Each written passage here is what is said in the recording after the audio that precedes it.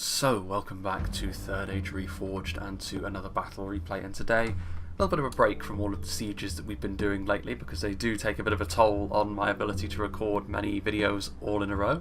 Excuse me. As you can tell, my voice is already feeling a little bit sore after that Merlon siege that was, from my perspective anyway, just an hour or so ago. But now we have a pitch battle on the Barrow Downs, which certainly is a map that I really like the general feel of. You can see obviously the barrows and the dead trees scattered throughout the region, but it's also one of those field battles that isn't just a flat green square. There are terrain features that you can take advantage of or fall foul of. You can see certainly over here both players are going to try and take advantage of the hills that they both started off with in their deployment zone. Less so in the middle though, because it's a little bit flatter over here. And then also over on this side there is another interesting deployment. One player has decided to deploy slightly behind the hill to give himself a little bit more time to assess the situation that is in front of him. And while this isn't a good versus evil battle, there is actually a theme that is technically here, which probably wasn't by design, but nonetheless it is one that I'm going to roll with, because what do you think is superior, the bow or the sword? Because certainly Team Blue is going to be pulling for the bow and Team Red is primarily going to be pulling for the sword. So it's going to be interesting to see which of these two philosophies wins out, albeit on the blue team there is a split even there on how best to utilise the bow. Speaking of which, we'll go through the army compositions right now, because for Team Bow, or Team Blue, we have Sin of the Dark Cloud, who I believe is the only truly experienced player in this lobby. At the very least he's the one that's played it the most. There isn't a lot of other names that I really recognise in this lobby, but we'll go through that later. Regardless, Sin playing as Khand. Obviously the nearest comparison to them is going to be Rohan, but of the two, Rohan are definitely, they pack more of a punch, both with their cavalry off the charge and with their infantry, with more shock infantry options and more armour piercing options as well. Khand, however, are far more, I would call them new player friendly in a way, because they're much better at taking a beating than Rohan in all aspects, but also they have a few more units which are a bit more defensive, a little bit more designed around attrition based warfare than Rohan do, and a lot of newer players do tend towards being exceedingly defensive. Very few new players will come right into the game and try to be aggressive, and that's why I think Khand are a little bit kinder to new players. But to truly master Khand, you have to put a bit of work in, to be honest with you, because it's not quite as simple as just running around the perimeter of the map with your horse archers and then moving forward with your Nurads. There is a little bit more in terms of nuance to this, but they are going to be facing off against Dol Amroth over on the other side of the other hill over there today, Sin. And of the two, I would say that they're relatively evenly matched in terms of their ability to skirmish with their heavier archers. Khand maybe have the slight edge because their ability to do so doesn't cost them quite as much money if they want to do so in as well as they can, if they want to spend a bigger amount of money on them. The Veriag Bowmen, however, are just more of a standard unit, much in the same way as stuff like the Balagir Archers are from Umbar, for example. They got a buckler for a shield. Their armour values are decent but not amazing, but even so, for the cost, they're really going to be good at trading fire with the enemy. And Dol Amroth will need their upper tier units to really make a mark on them, or at least wipe them away as quickly as they may like to. Over here we have the sort of Cuman-inspired Chieftains Vanguard, arguably the best horse archer in the game. They're definitely the tankiest horse archer in the game, with multiple HP, the ability to defend themselves in melee. They don't do quite as much damage as Lothlorien's really high-end horse archer, but it really just depends on what you're after. And the Chieftains Vanguard should be able to give the runaround to a lot of Dol Amroth's heavier and slower cavalry. That is going to be micro-intensive, but Sin has used cavalry a lot in the past, so he should be absolutely fine there.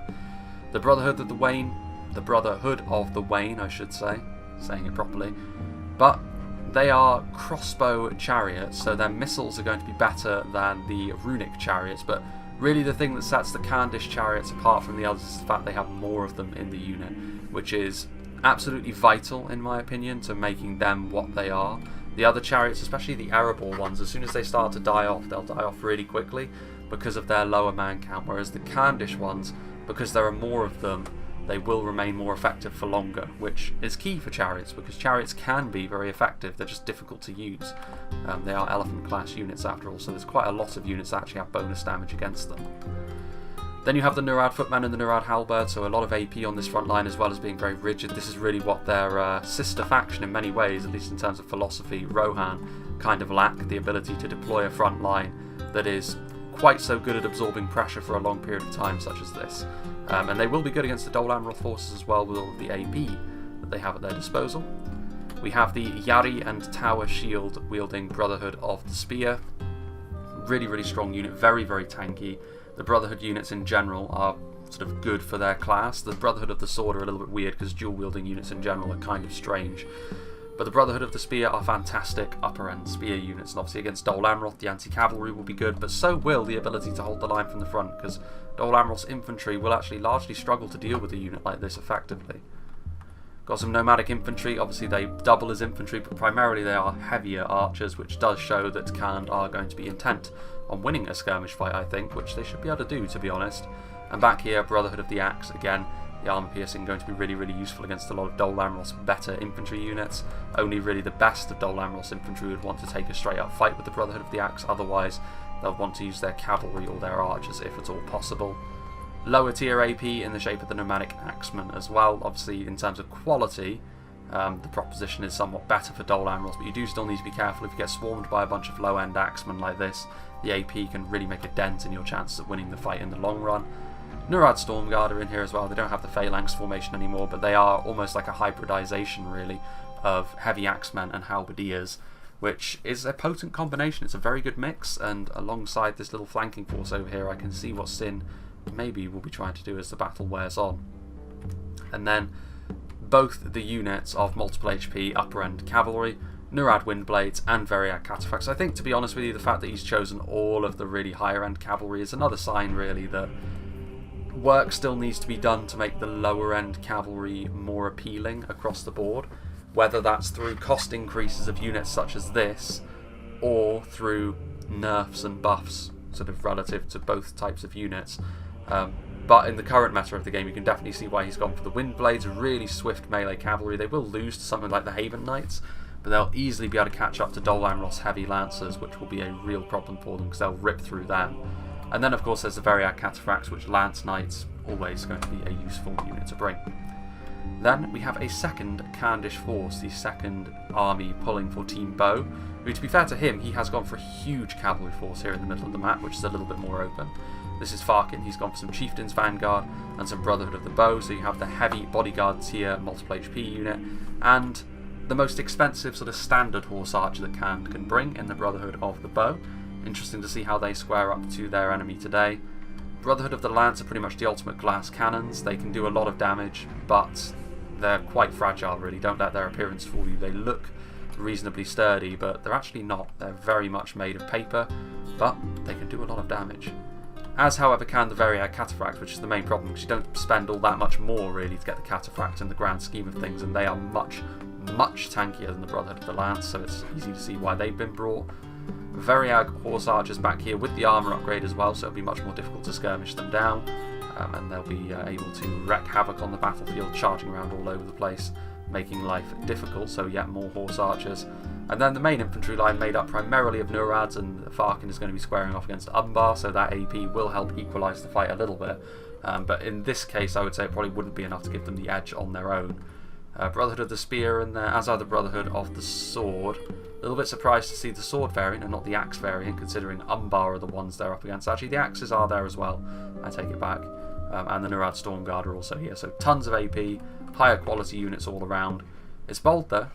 It'll be interesting to see, because Umbar are a tough nut to crack, and if they don't crack them, Umbar will just outright outlast Khand. And finally we have Nerway, who is playing as Lothlorien, the final representative of Team Bow today. And of course they are the most damaging of all the foot archer factions. Kindred of Caliborn with their split shot arrows. We have 2 units of heavy Lorinand archers, really good at skirmishing with the enemy because of their superior damage and quality, but also the fact they twin this with having some higher armour values for Lothlorien standards. So a very scary skirmish line, of course. Lorien are going to have overall a smaller army than Khand. You've got Watchers of the Goldenwood as well, Silverthorn arrows, nice to stop and advance, nice to also break up enemy skirmishers that are shooting at you. Spears of the Wood, when you spend a lot on a Lothlorien skirmish line, often it can pay to actually fill out your army a little bit with the wood units, so Blades of the Wood as well will form a front line of sorts.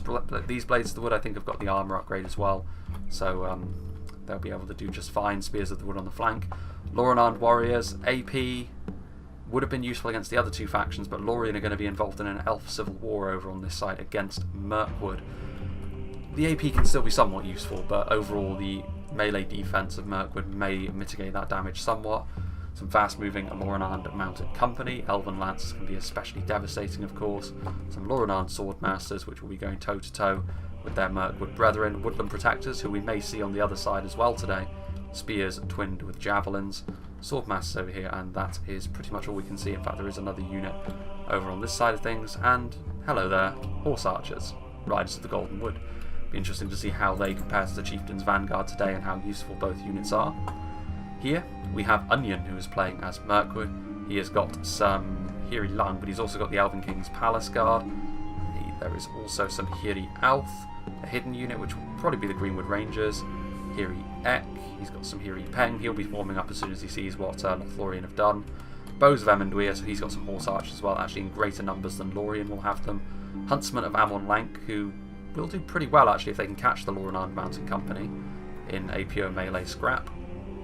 And of course the Ents, which is a tool which Lothlorien certainly lack, but actually that will be a good thing for their heavy axemen to try and deal with. Umbar, who are a little bit further forward, they will need their Mirkwood allies to come forward to prevent them from being attacked from the side by Lothlorien. We've got Rubik 096, Umbar of course, Belagaya pikes on both flanks, a centre of Corsair infantry who will be hoping to skirmish with Khand. Neither side will really get what they're after by sort of lower tier horse archers or sort of mid tier horse archers and low tier archers skirmishing with one another. It'll be sort of a dead heat there. But that's better for Umbar than it is for Khand. Belagaya pikemen, you've got some Balakith Axe Guard. The AP will be somewhat useful actually against the Brotherhood units, but that's still a fight they won't win without support. But Umbar are not lacking in terms of infantry might to back up their Balakiths. Balakith marksmen here as well, so yeah, definitely in a long range skirmish fight, Umbar will be just fine here in the middle. Narun Ari Royal Guard, he's got some Elkarondas Legion, which will beat the brakes off anything Khand really has to offer, even with the AP the footmen have. We have got some Corsair Blackguards, and back here, once again, very unsurprising to see that the player has only gone for the multiple HP cavalry options, because they're so much better than the regular ones. Elkarondas Faithful and Warlords of Umbar. Having said that, Umbar have only got one other option anyway, and it's the Adonai Lancers have never really been my favourite. They've always seemed underwhelming. But that's an indictment on regular Lance Cavalry as a whole, I think. Then over here, Baldric the God to round things off, Tirathea Marksman over here on the hilltop. So he is looking to skirmish with the enemy. We'll see how well he does. I think if Sin plays his cards right, he should be fine considering the units he's brought. Dismounted Knights to Silver Swan are a good supporting tool, but they're not really the best thing to just entirely rely upon for the front line because of their lower numbers. Belfast Marines in position on this hilltop over here. Doran Ernil pikemen ready to come forward and shore up the line. They will outrange the halberdier, so that is something Dol Amroth have at their disposal. But also a ton of cav over here. Perithil riders, so maybe trying to contest the horse archer game with Khand. Little to his knowledge, however, Sin hasn't really gone for much in the way of horse archers, just the one unit. A couple of units of Knights of the Silver Swan, the mounted version, and he has actually gone for a unit that I've loved the look of, but have always let me down whenever I brought them. The Arathirium of Dol Amroth, their Lance Knights. But without further ado, let's begin. So it is going to be interesting to see how this plays out. Dol Amroth over here on the left flank as we see it, and Khand in the middle have both gone for very cavalry heavy armies, as perhaps you would expect. So it's going to be interesting to see the dynamic here. And you can actually see that I think, yes, Sinny's going to just sort of... This is a good idea, I think, because he's walling up on this hill. He knows Dol Amroth won't come forward to attack him because they've got far too much in the way of cavalry to be able to do so, really. So he's going to send over his cavalry support, potentially, to try and help out elsewhere. And actually, the Khandish infantry from Farkin is moving over to help really wall up on this hill. So that will be difficult for the enemy to take, but Farkin's cavalry is also going to reinforce the Lothlorien position because it's too far really for Lothlorien to move without being intercepted by Umbar, who have deployed on the front foot. Mirkwood are also going to go around the back here, so it's not just going to be a straight series of 3 1v1 battles. The players are going to mix together. It'll be interesting to see where the advantage starts to fall, because both sides are really just being able to move at their leisure. They're not really pressurising one another. So it really depends on who digs into the best position. And you can see Dol Amroth are moving away. They are not going to involve themselves with this position over here. And I actually think from the red team's perspective, this is something you can take advantage of. If I were to do anything now, it would be to try and just send all of the red team armies over to try and specifically focus on Lorien's infantry corps under the command of Nerway over here. There is Farkin's cavalry force to worry about, but to be honest with you, with Umbar over here, 2 units of Lance Knights colliding with one another, but with the Alcarondas Faithful in here, Farkin's Veriad Cataphracts will find themselves outmatched. I actually think they're better than the Warlords at being Lance Knights, but with the Alcarondas Faithful in there, it becomes a very different story indeed. But it's a bit messy over here already, you can see. Ruvik is not wanting to sort of shift his formation around, which is a little bit perplexing, to be honest with you, because he can. He can get his archers in position. You can see the Cantabrian circles firing away, Brotherhoods of the Bow, Chieftains Vanguards, Veriad Horse Archers all firing in, and with all of these Horse Archers, it actually does become quite a lot of arrows being loosed downfield. Brotherhood of the Lance need to get out of there before they get shot up too badly. You can see it was an interesting trade over here. Fairly even in terms of the cavalry loss, but there's plenty more of that. There's plenty more where that came from Khan's perspective, whereas Umbar have got a much more limited cavalry force. Meanwhile, over on this side of things, I think the time has already come actually to go down to half speed, because you can see that Sin is also now pressuring Dol Amroth as they try to move away. Dol Amroth have moved off their hill after all. Now is an opportunity to maybe hit them when they are a little bit vulnerable, but he only has a limited amount of cavalry with which to do so. One of his Brotherhood of the Wain Chariots has already fallen as well, but the crossbows will be firing in. The Perithil Riders not enjoying being up close and personal with the Khandish Wain Riders and the Chieftains Vanguard. Knights to Silver Swan moving downwards. The Mounted Knights to Silver Swan, you don't really want to get them involved up close and personal. If you can charge into the chariots, you can maybe kill off a few of them, but it's a risky proposition.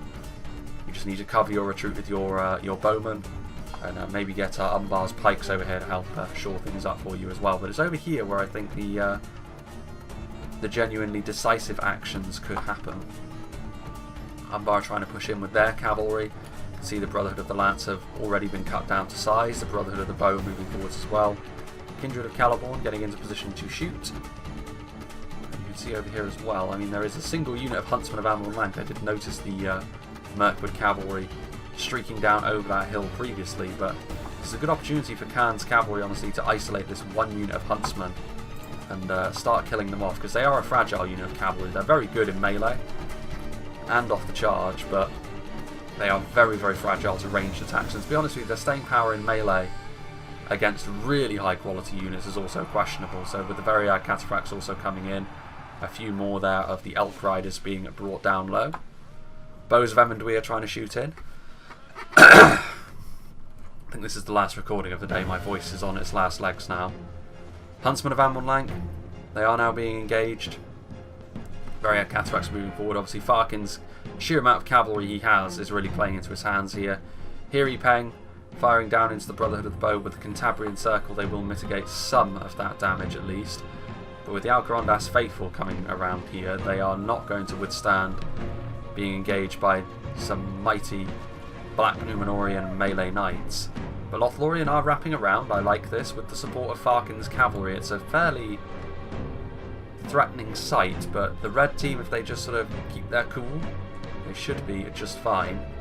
But there is a school of thought that suggests that at this point, and he is doing so at this point, yes, it's good for Sin and Farkin's infantry to, I think, move over and take this hill, because at this point Dol Amroth have moved off it, but they don't have enough really to cover and stop Khan from taking it themselves now.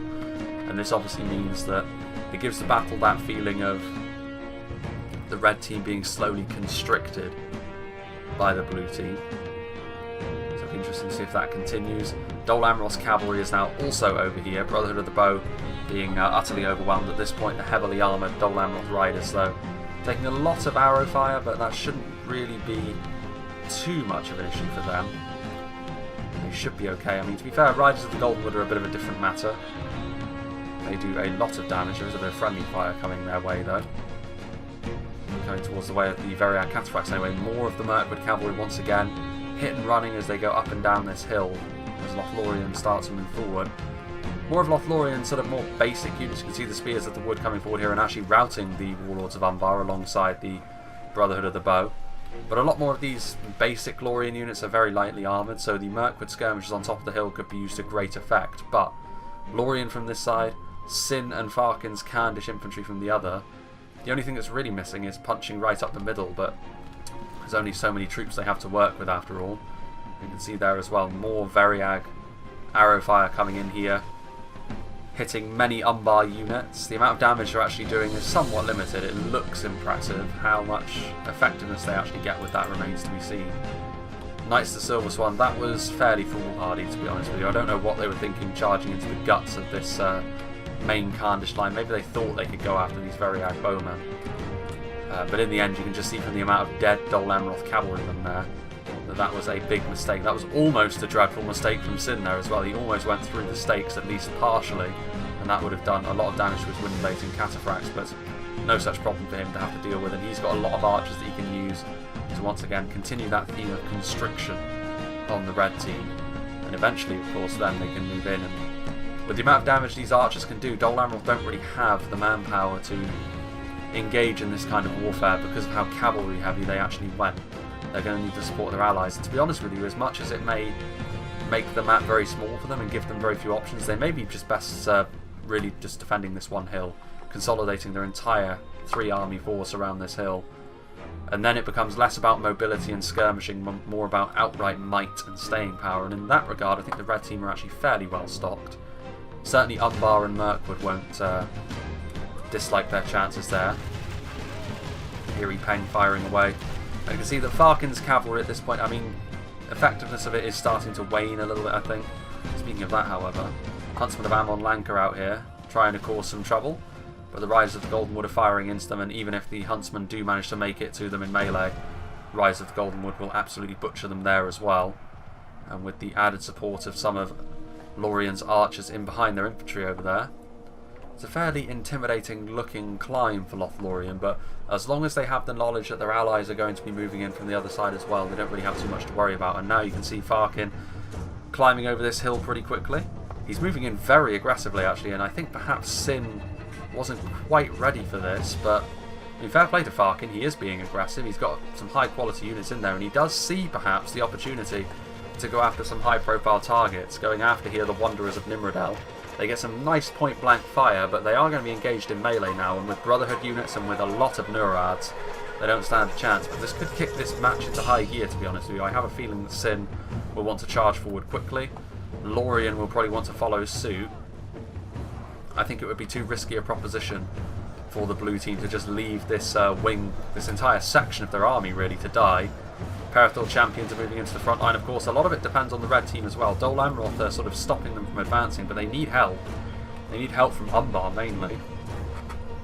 Mirkwood skirmishers are going to do so. You can see the Alcarondas Legion are now pushing in. Haven Guard are also doing the same. So I mean, Khan will start to lose this fight as it happens now.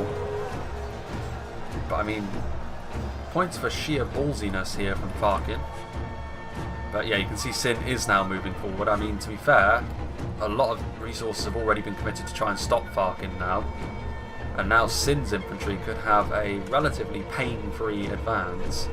Albeit they are going to need to keep an eye on the cavalry here, as the Knights of the Silver Swan do charge into the side of this formation. That's going to do some good damage. Not amazing damage, because it was a relatively thin charge against a sort of smaller section of the line, but even so, I mean, Khan, they really are very well played there from Farkin, because even if he perishes here, this could really work in his favour.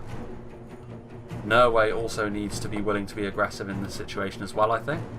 I think he should start moving forward now, honestly. I mean, as much as his advance may be quite punishing, because Mirkwood will be ready for him, at least in a sense, it's only 3 units here. I mean, an entire army is going to smash that to splinters very quickly. And Sin's infantry is bearing down on this wing of Dol Amroth's army as well. There is a shelf life on how long this will last for as well. I mean, to be fair though, Sin's cavalry coming in support, sandwiching the Knights of the Silver Swan between themselves and Brotherhood units that are really at the forefront of this attack. Ents are being committed forward here, so you can see how big of a response this has already engendered in the red team. And I think they're panicking a little bit here. I think Dol Amroth did not realise that was coming his way. And now, with a fresh wave of Sin's troops already here as well, how do they get rid of the Khandish hordes? They need to commit more. I think the best hope they have at this point... half of Sin's force remains. I think their best hope at this point is to commit more of their troops over on this side and hope that Lothlorien don't come forward. But as soon as I say that, Lothlorien are coming forward, so that's good from Norway. He's not he's not hanging his allies out to dry after they've been aggressive and made some gains. He's going to engage in this sort of thing as well with his sword masters. He's going to come in and make sure that effectively they cannot just commit everything to stop this Khandish advance. So this is now rapidly becoming more about Umbar. They're going to have to make the battlefield smaller here at this point, I think, the red team, even more so than they already have, because quite rapidly you can see Umbar were actually trying to wrap around. That's not a bad counterplay there, as Alcarondas Legion coming in and they try to wrap around with all their Corsair infantry. Sin is trying to stop that from happening by charging in with his cavalry, which will do tremendous damage to the light infantry. But you can see how messy this battle has already become now. As Khan come in, they need to do something against stuff like the pikes. This is where the blue team could come undone, where they get caught on units that can hold the line quite nicely, like some of Mirkwood's higher end units, maybe not the Axemen, but Mirkwood's higher tier stuff. The Dol Amroth pikes as well could be a problem. And then stuff like the javelins and skirmishers could really start to pay dividends. But at this point, Sin will not be wanting to use his archers to absorb damage. He'll want them to be doing damage themselves, but it'll be interesting. I mean, there's a lot of the Khandish elements of the Khandish army at this point that are struggling a little bit. You can see there is a fair few units in full retreat. Nomadic Axemen are going to stop the Umbar overlap, however, and they'll be just fine there. Balakith Axemen, you can see the Umbar quality has paid dividends. I think it was maybe a little bit of a narrow engagement, but nonetheless, they do need Lothlorien here on the front line. They need them putting pressure on Umbar at this stage. There's a lot of archers doing their thing. Ruvik has set himself up to be awkward to advance on, but that doesn't matter for Norway. He needs to get in here now. Riders of the Goldenwood are up on top of this hill. Farkin's general falls in the face of the Arathira. There's some Mirkwood cavalry still around the periphery of the map as well. An even fight between Mirkwood and Lothlorien on this back edge. The Hiriak are coming up this hill now. It'll be interesting to see if Norway notices the fact that these Mirkwood spears have intercepted his horse archers. Bit of a shame he didn't try and cause some disruption by going down here.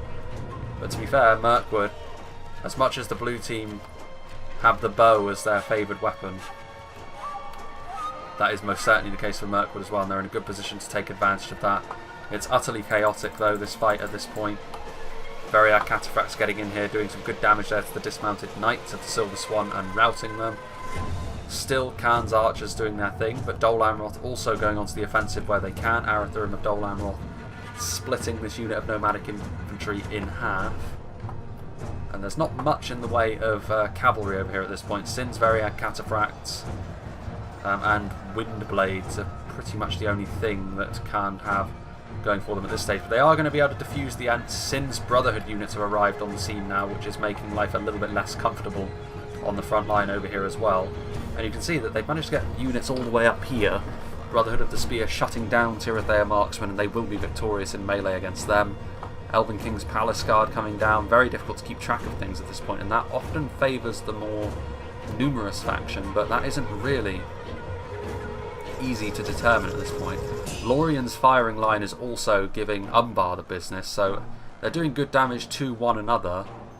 We'll see if that proves to be important or not. Loran Mounted Company destroying the rest of the Corsair infantry by sandwiching them in to the Nomadic Axemen. The Nomadic Axemen are shaken at this point though, because they are taking missile damage, I think. You can see the laser-like projectiles of Lothlorien shooting into units, which, to be honest with you, I think they shouldn't really be targeting the... I mean, it's a difficult situation, but even so, you're giving Umbar what they want by shooting Balakith marksmen and Belagair archers with Kindred of Caliborn, to be honest. Spears of the Wood coming in here. Still, this might prove to be a bit of a problem. Umbar have got a real strong point of infantry here in the heart of the red team's territory, which will be difficult to wear down. Javelins could be one method. Loran warriors are over here dealing damage to Huntsman of Ammon Lank, who rout.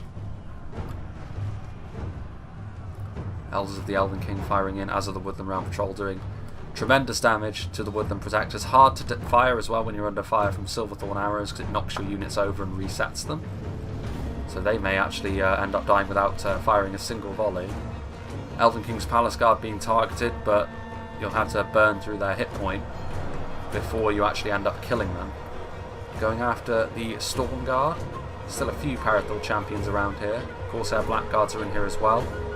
Very little remains of Farkin's Cataphracts are still proving to be a bit of a pain on the front line for them. The spear units will take a while mulching their way through a unit of heavily armoured archers, but that will be the case ultimately.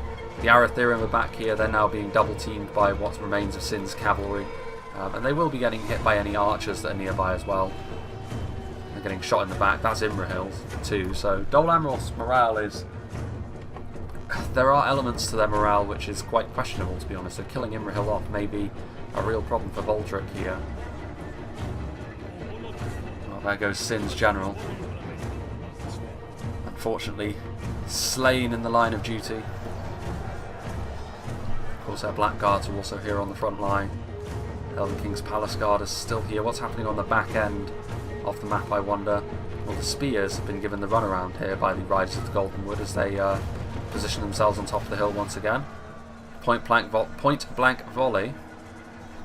Galathrim Blade Masters, as well as Lorinand Sword Masters. And it does look as though Lorien are going to be victorious on this back hill, so they're going to have some heavy swordsmen careening over the hill, as well as already the Riders of the Golden Wood are here. And they could potentially try and charge into the Elders of the Elven King to disrupt that formation. I do think that ultimately, when you see a team retreat into their shell a little bit and the aggressive team are willing to go forwards, they're willing to take advantage of the fact that the other team are sort of in a constant state of retreat, basically. All of that leads me to believe that I think the blue team should be okay, but quality could still be something that sees the red team over the line. I mean, you can see here, the Ents are still alive, and ultimately the Brotherhood units will fall. Here Elang are coming over to help the Ents now. There's still cavalry to deal with, there's still archers shooting at them, but that's not going to be enough really. Tirathair marksmen are up here. There's still these Brotherhood of the Spear though. There's a lot of moving parts to this fight still.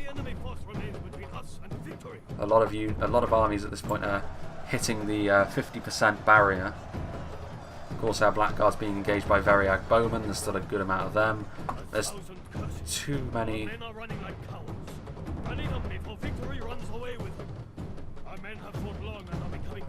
Interesting.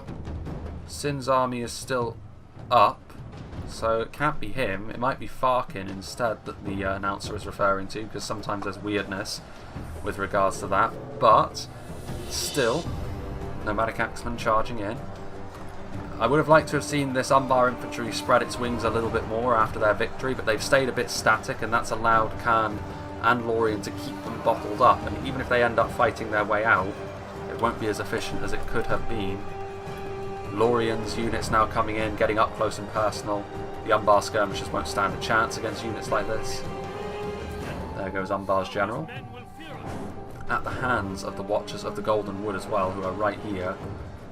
Very nice, Lorien warriors. So Lorien's quality is also coming to the forefront in the late game here. The red team's armies all taking losses. Riders of the Golden Wood charging in. There may be horse archers, but the mass will still help out, certainly. Especially with the Galathrim hitting them from the front as well. Bit of backup coming from the AP of Sin's army. I don't think Sin is going to be able to salvage the situation over here. I don't think his knights have got the punch anymore to deal with the Ents, but a highly Pyrrhic victory for the red team over on this side if they do manage to sort of ride that wave. I mean, there's still Brotherhood of the Spear, there's still Nomadic Infantry to be fair. So I think really it's sort of a dead even trade over on this side. Or at least a dead even result. I don't know if a trade is the right word for that. Lorien, however, continuing to cause havoc. The Riders of the Golden Wood are going to be really difficult to kill at this stage of the battle. Balagai Pikes, what's happening on the back edge now? Nurad Footmen who have reformed. Brotherhood of the Spear, yeah. I think that is going to be a victory ultimately there for the blue team. Going to be a victory for the blue team on the back edge of the map as well. It'll be costly, but it still will be. And the red team are not winning comfortably on the front line. In fact, they're not winning at all. Now that the high-end Lorien skirmish has been committed to melee, that may very well be all she wrote I don't know if they're going to have the strength to bring down Kindred of Caliborn and Watchers of the Golden Wood. I mean, these Blades of the Wood are going to be killed off by the heavier Mirkwood infantry. Elders of the Elven King will also take a real beating. But they're being engaged by units that are ultimately unimportant. Woodland Round Patrol have been sent into the melee from the front. How are Umbar doing on the front line? Looks like they're actually turning things around over here. Combination of Alcarondas Legion and such doing their thing. So Umbar still putting up a lot of good resistance. Brotherhood of the Spear are on their way across now. What little remains of Sin's infantry going to try and do their thing.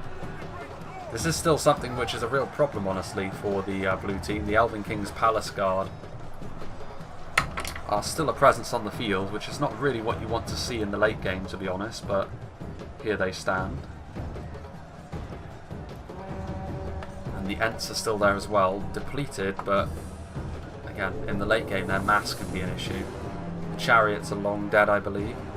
Kindred of Caliborn are taking, or getting shot anyway, by something. What are they getting shot by? Balagair Archers way on the other side of the hill.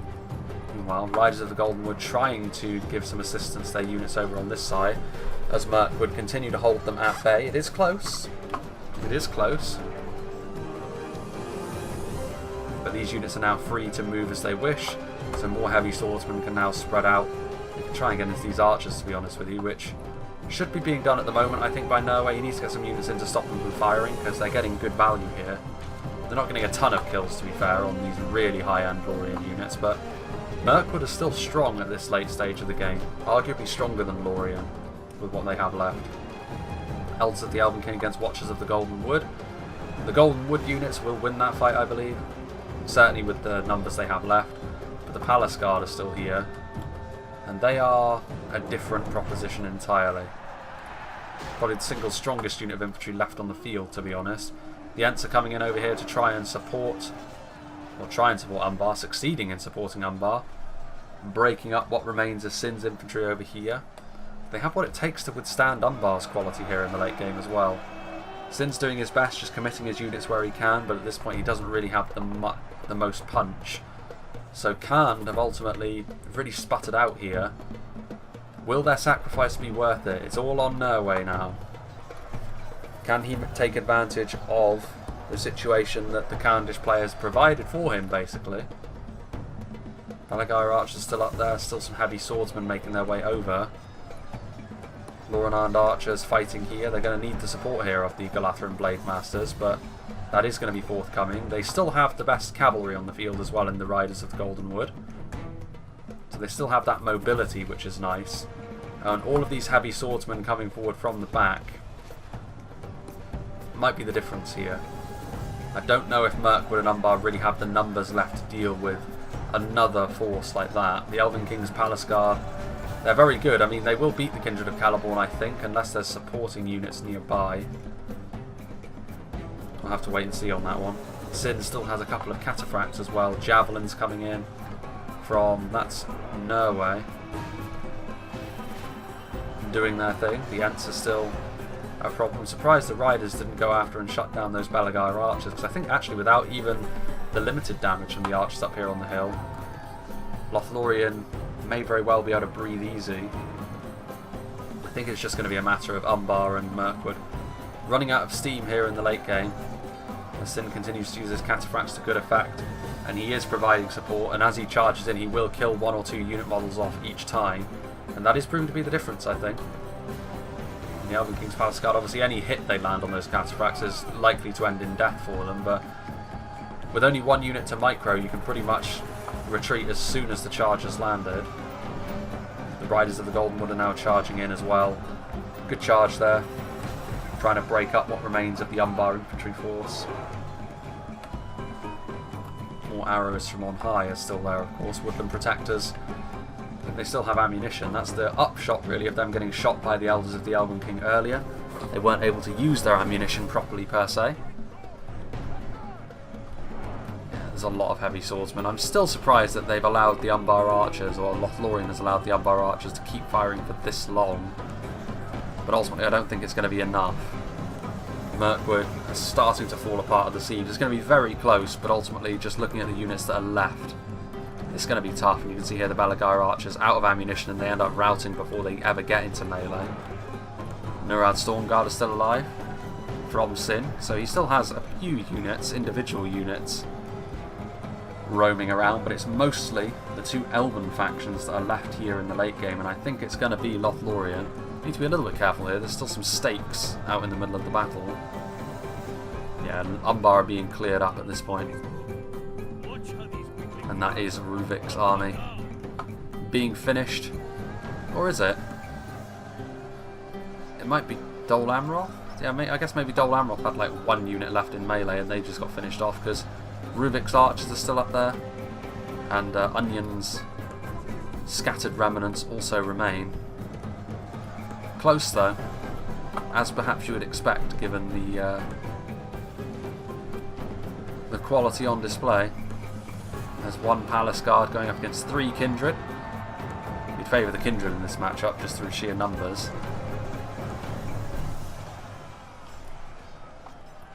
If they both had even numbers, the Palace Guard would win fairly comfortably in that matchup, I think, but there's still one Cataphract remaining, so one of them paid the price for charging in there. There goes Thranduil though. Unlike Lorien's Kindred, he holds his swords the wrong way round. Made to pay for that here. And it's just clean up duty at this point. Only a matter of time. Mirkwood doing their best, but at this point they really don't have anything else that they can really give. Yeah, there go the Balakith marksmen, so that's going to be the end of Umbar's resistance in this battle pretty much.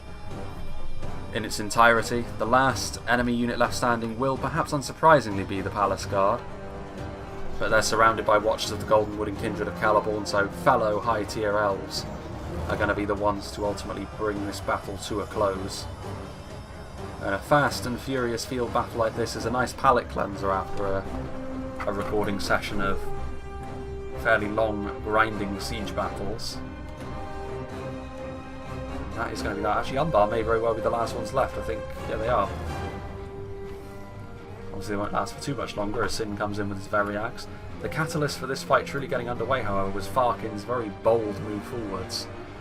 And Sin and Nerway did follow him, and that was ultimately what ended up in victory. Like, you see time and time again when a player is aggressive and his allies don't follow him and their team ends up losing as a result. On this occasion, one of the players was very aggressive when the time came and his allies did the same, ultimately, one by one, and that ended up winning them the battle. So Team Bow ends up winning today, albeit it was actually ironic in a way that the factions that maybe favoured the sword in Umbar and Dol Amroth ended up being more defensive and, you know, got their archers into a dug-in position. But yeah, I'm willing to, even though he got the lowest amount of kills there, I'm really happy with the way Farkin approached that, because he was aggressive. And then you also have to give credit to Sin and Nerway as well for moving forward and following suit, as it were, being aggressive as well. But yeah, very, very nice to see. Nice to see Khand in action. Umbar are ever popular because of their relatively, you know, ease of use, I would say. Heavy infantry is always popular. Mirkwood are always popular as well. Obviously, not just because of the fan favourite Palace Guards, but also because of the Ents, and they have a bit more in terms of numbers, perhaps. Lorien you see a little bit less of, but in terms of sheer archer quality, they are actually a little bit stronger. And then there's Dol Amroth, who maybe is still a little bit underwhelming, but I feel as though that is a direct consequence, really, of the fact that sort of regular lancers are maybe not all that at the moment. And that is a problem, I think, for Dol Amroth and for factions like Rohan. If the regular lancers could be made a little bit more useful, you could suddenly start to see them blossom into a faction which is maybe more than average, which is what they are at the moment. They're not bad by any means, but they lack a bit of that X factor for me. Anyway, let's see what did the damage for the Khandish armies. For Farkin, his Variag Cataphracts were very good throughout the battle and ended up ratcheting up 200 kills, which is good, especially against the sizes of the armies they were up against.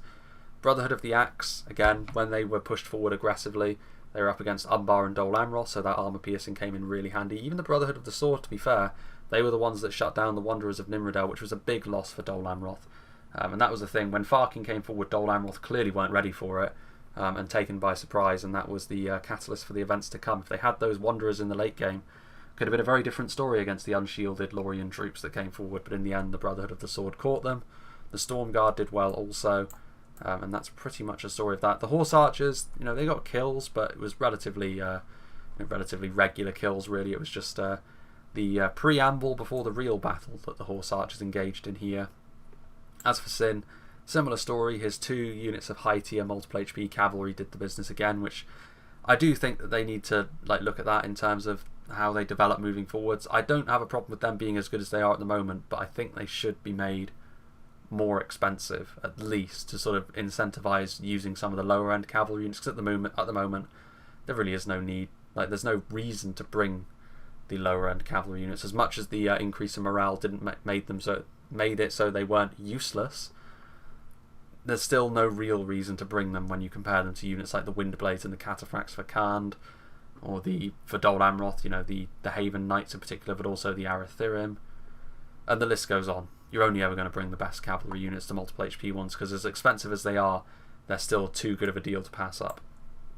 Storm Guard, Nomadic Axemen doing quite well, so again, the AP paying dividends, but the Brotherhood of the Spear slowly ground down that unit of Tirithea Marksmen as well, but Sin's army did what it needed to. And yeah, ultimately a close battle, but one that was won by the Archer Alliance of Khand and Lothlorien.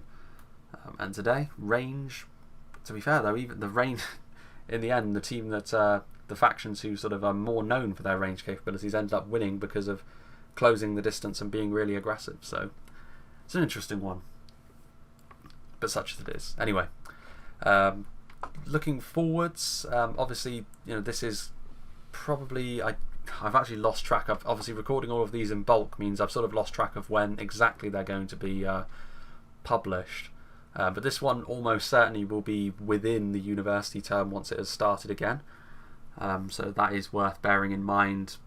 Once this one comes out, I'm sure that a streaming schedule will have been made apparent, or at least any changes to it. I still want to maintain the 2 streams a week, but they may not be on the Wednesdays and Thursdays that they are at the time of recording this. It may have changed around a little bit to better fit with my new schedule. We shall have to wait and see on that front. But yeah, the same schedule I hope will still remain true. 2 pre-records a week, 2 streams a week. Just the exact days that they fall on may change once university starts up again, because at the moment, of course, Saturdays and Mondays for the pre-records, Wednesdays and Thursdays for the streams.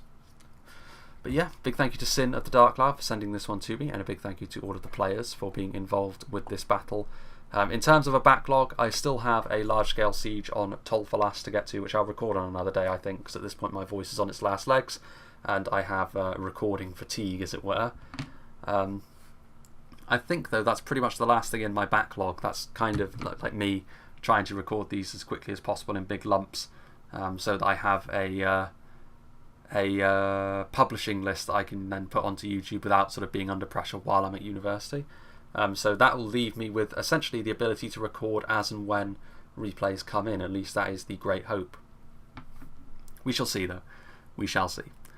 But I'm always on the lookout for more replays, of course, especially on maps that are lesser seen. We do see the Barrowdowns occasionally, but not as much as some others. So yeah, if you have replays you want me to do in Reforged, or indeed in Silmarillion, potentially as well in Rise of Mordor, that is the sort of thing I would be willing to take a look at as well. Yeah, do not hesitate to send them to me via the Discord DMs. At this point as well, I think I will probably have a Patreon up and running, but again, that's the sort of thing that I will explain in more detail, I think, in streams. Possibly a channel update video as well might follow. It kind of depends, although the channel update video, if it happens, will have already happened before this one, so it's kind of a confusing chronology for me to keep track of as well, trust me. But regardless, these are the sorts of things which can be hashed out later on, as and when they become relevant. So once again, big thank you to Sin and all the players in the battle. Hope you enjoyed this, and I hope you will join me for whatever is next.